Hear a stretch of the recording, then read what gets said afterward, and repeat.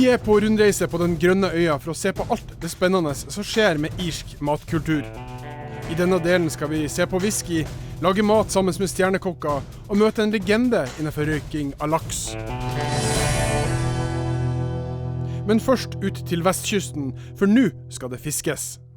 Jackie Kine. I'm John. Nice to meet you, John. All right, so it's going to be great to go out fishing. It's a bit windy. Bit windy. Is that good for the fishing, or what do you think? Well, it depends sometimes on the wind speed. When it gets very, what we call blustery here, you know, say, goes up to about gale force 7 or... But we'll be able to go to try and get a sheltered spot. Shelter spot? So what I'm using today, they're rainbows and maybe some trout. Yeah. So I'm using something that has a little bit of colour in it. Right. So we call it, it's like a snake, we call it a snake, but it's light so you can cast it. Right. With fly fishing, you know, it's all about keeping the weight to a minimum. If you put a real heavy fly on, it's sticking behind you in the bushes and all this. I'm going to give him my fishing jacket. That's better now. Nice. Now he looks like a fisherman. Now I look like a fisherman. Yeah, you have to look the part, you know. Jon Kåre skal altså fluefiske for første gang, og det med stiv kuling i kastene. Men han burde være i gode hender, for Jackie Coyne her verdensmester i fluefiske og en erfaren lærer. Vi har allerede skjønt at Irland og sjømat en suveren kombinasjon, og det skal nå bli spennende å se om gutta klarer å fange ferskvannsørret, sånn at det blir lunsj på oss i dag også. You got to load up the rod a little bit, okay? Now stop pulling now, just lift the rod at the same speed up. Oh, that's the deal, you know, it's the rock, so I'll get it out for you. Okay, now, are you good? Okay, now he's walking. Oh shit. There we go. You alright? Okay, You'll have to edit that. See? Lift it up. Oh, it's stuck. It's stuck again. Don't pull it too hard. I'll get it. Yeah. Okay. It's all part of the fishing. Yeah. Take your time. Yeah. Now go. Take your time. Very good. Okay, I'll go back and do a few casts, okay? Yeah. Right. Dette her så kjekt, Finn Erik. Du aner ikke. And you gotta think like a fish. Think like a fish.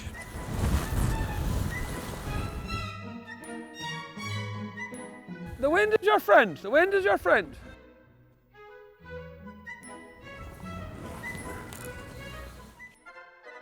Oh! Wow! You got him? Yeah. Wow! Good lad. Get in the net. Get in the net. Yeah! Hey! Ikke noen odds på at det var han som skulle få fisken, ikke meg. You brought me luck, huh? Yeah. Flotte regnbueørret. You know, to get fish in bright sun and bright wind is very good. Yes. Yeah, absolutely. Very good.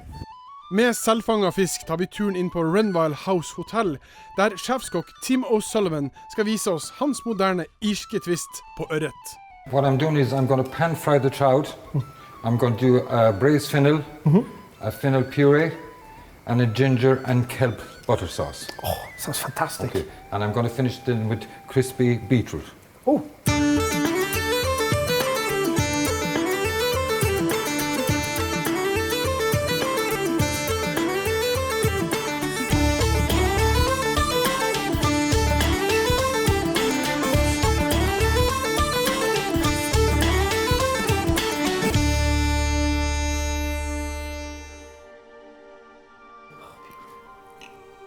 I see what he means by not overcooking it. That is really nice. Skikkelig delikat. Ikke den der typiske sånn feite ørretsmaken som du ofte får når at fisken har ligget litt. This was clean and pure, huh? Very good, yeah. Dette var helt fantastisk. For en dag og for en opplevelse. Men nå må vi videre og finne ut mer om maten og drikken her i Irland.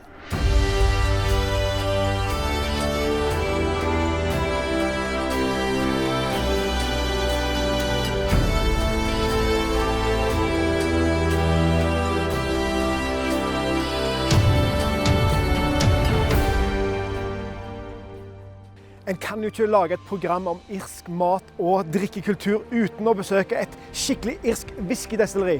Vi skal på besøk til Jameson. Det var våre gode venner munkene som tok med seg destilleringskunsten til Irland. Og de lagde først og fremst en form for parfyme. Men det tok ikke lang tid for de driftige irrene til å lage noe drikkende ut av dette, og forløperen til whisky ble født. Første gang irsk whisky beskrevet i en bok var i 1404, da det i en bok med det fantastiske navnet The Annals of Clonmacnoise ble beskrevet en klanshøvding som drakk seg til døde av lokal akvavita. Og den første gangen jeg vet at skotsk whisky blitt beskrevet var i 1494, så alt tyder på at irrene var først ute. Gjennom historien har whiskyens popularitet hatt sine opp- og nedturer, preget av flere kriger og forbudstider i USA. Men utsiktene for det brune brennevinet meget lys. Siden slutten av 80-tallet har irsk whisky hatt en formidabel renessanse.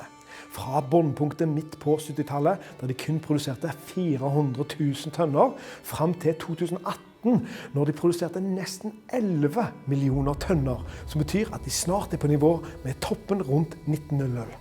Jameson uten sidestykke det største og mest populære destilleriet av irsk whisky, og for å få et inntrykk av hva de produserer, har Jon Kåre sagt seg villig til å sette seg på skolebenken. Oh, wow, what a fantastic place. The Irish Whiskey Academy. Amazing. I'll be ready to taste some whiskey. Oh, yeah. So ready. What a beautiful place. Tommy Byrne profesjonell whiskysmaker og har funnet frem 3 varianter. Den klassiske, Redbreast Single Pot Still lagret i 12 år, og denne, Middleton Very Rare. Oh yeah, it's nice and round and not as edgy as some other whiskies. Yeah, it doesn't have a harshness. No. You get like raisins, sultanas. A little redder sort of feeling than Yeah. Oh, wow. There he is. Again, the length Keeps on going, doesn't it? Yeah. Generelt kan vi oppsummere med at den enkleste whiskyen mest rund og lettest å drikke. Mens de 2 mer komplekse har et tøffere anslag i munnen, men en mye rikere og mer spennende ettersmak. Så her det litt opp til hver enkelt, og hva en foretrekker.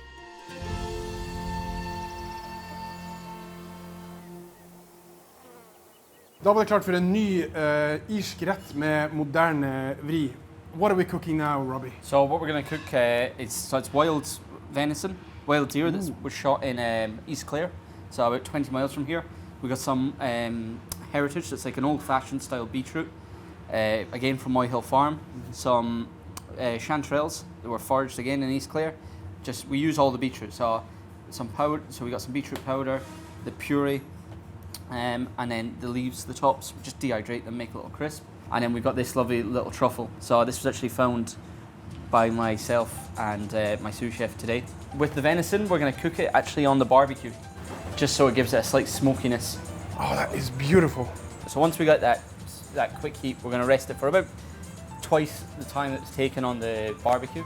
There we go. It seems like quite a simple dish. Yeah, I mean all of our dishes are quite simple. It's all about letting the produce that we have kind of do all the work. So. Let the produce do the work. Du ser ofte at de har samme type ingrediens i flere forskjellige konsistenser. Så her har du også den rødbetpuré, og så har du bakte rødbeter. Så det er disse black truffle. Yeah. It's quite mild. Yeah.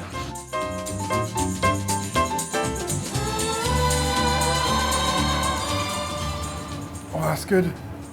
That's Enjoying it. really, yes. Wow. You know, the hard heat on the grill has really done wonders to the flavors. I don't know what happens, but it's really intense.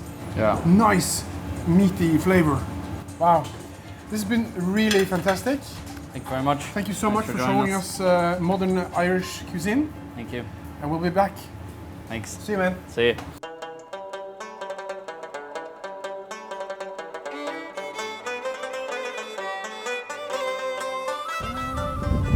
Står du her og synger? Altså, når du i Irland så må du jo synge. Det er det de er best på. Vi altså i Galway. Hva vet du om denne byen? Du, alt jeg vet om Galway, det har jeg gjennom sangen The Galway Races. Og da vet jeg at det er et hestevedløp her hver august, og det er stort. Utover det så vet jeg ikke så mye mer. Var det det du nunna på? Det var det jeg nunna på. Knallbra låt. Hørte det. I Galway så skal vi altså møte en enstjerners Michelin-sjef. Yes. Men først så skal vi på en liten turné. Food tour, rett og slett. Ja. Og så var denne Galway Races, den avslutter med Whack for my two, for my diddly idle eye. Vet du hva det betyr? Galway har masse god mat på irsk.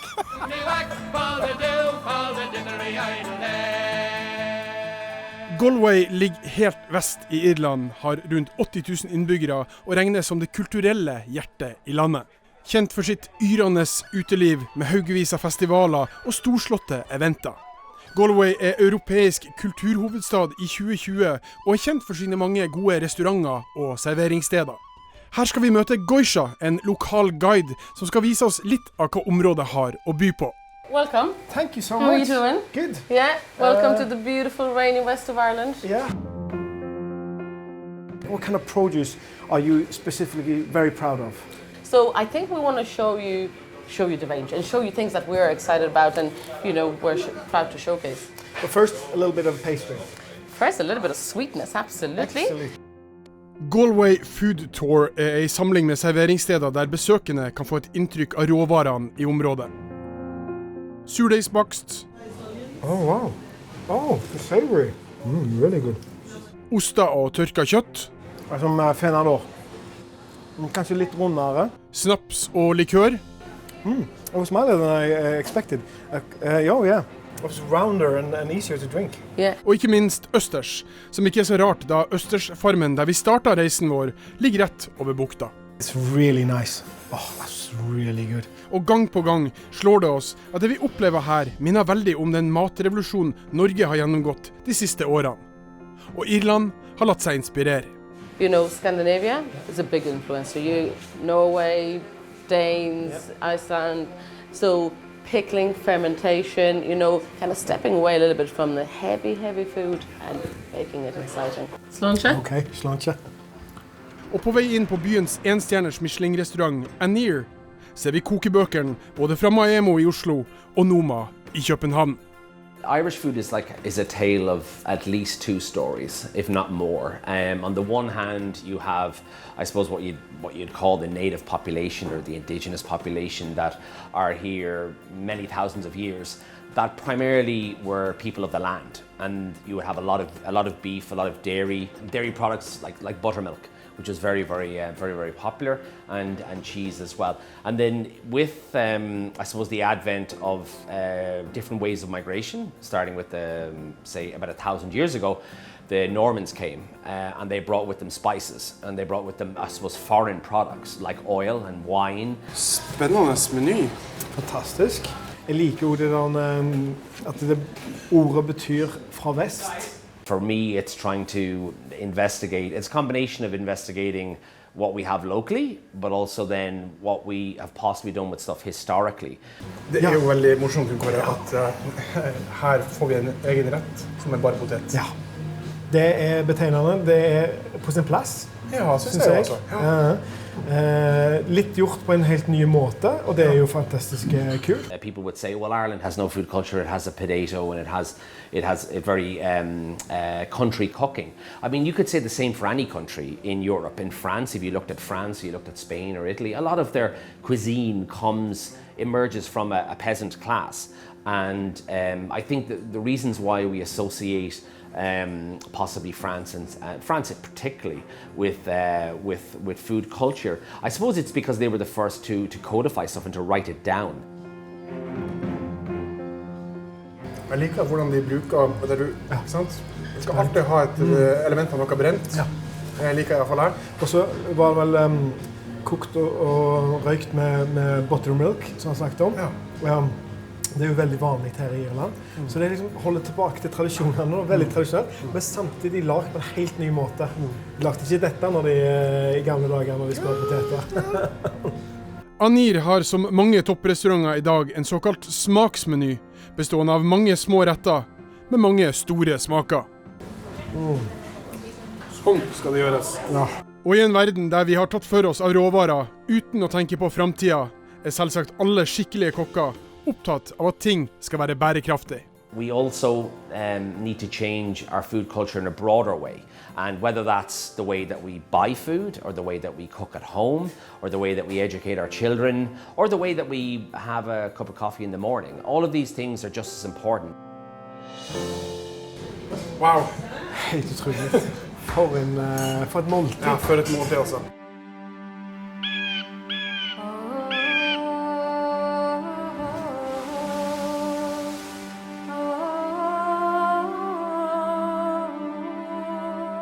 Vi har allerede dratt flere paralleller mellom det irske kjøkkenet og vårt eget. Og helt på tampen skal vi toppe det hele med laks.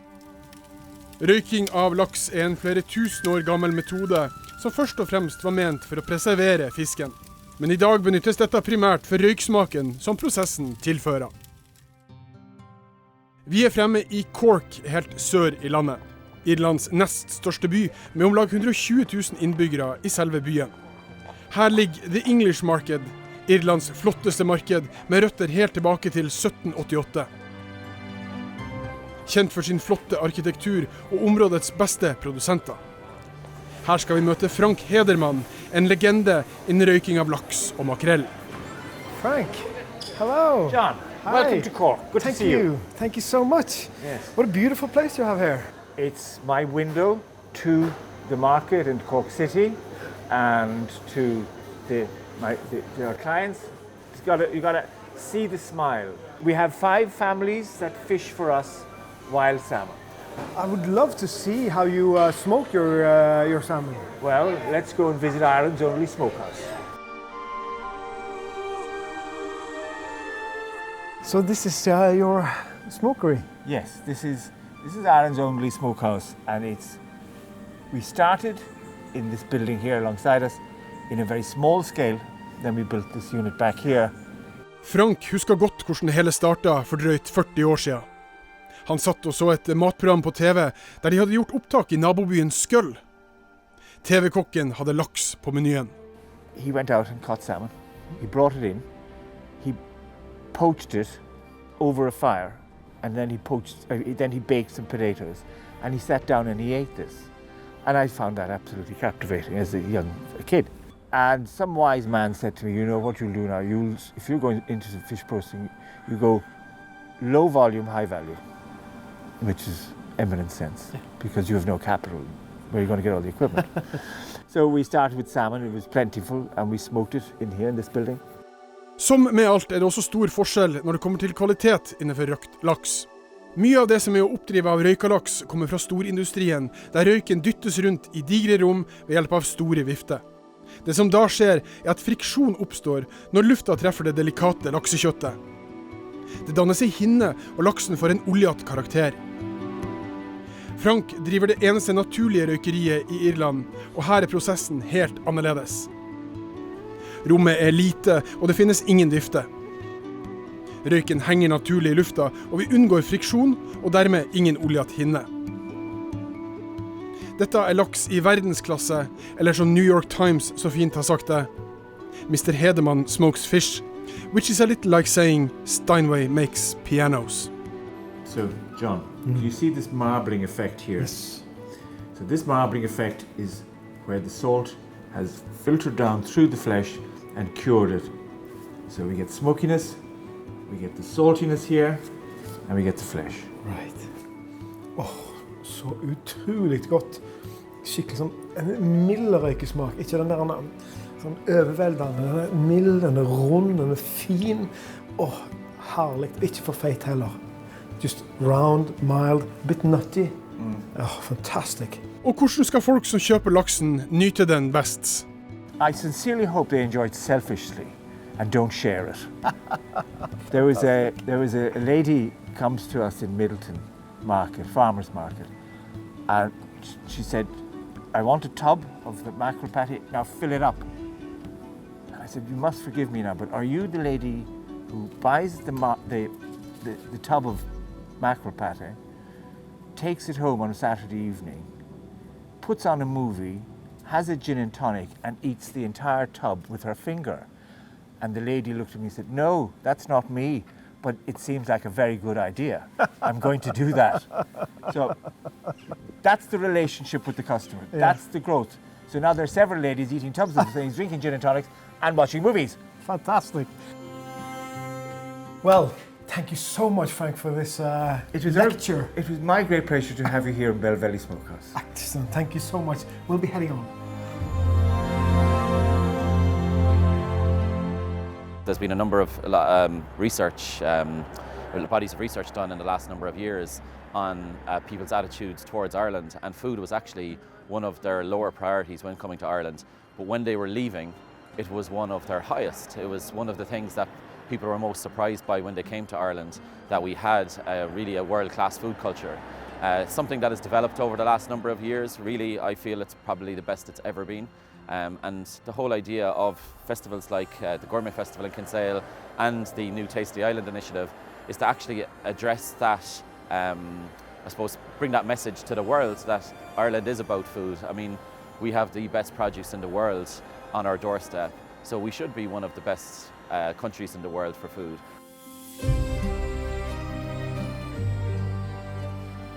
Wow, for en utsikt, Jon Kåre. Utrolig. Det er ikke løye at Irland har verdens beste poeter når de har dette de kan beskrive. Jeg kan skjønne. Men du, nå har vi vært på en fantastisk tur rundt omkring på denne grønne, frodige øya. Hva er ditt inntrykk av det nye irske kjøkkenet? Vet du hva, Jon Kåre, jeg er litt blåst av bane, altså.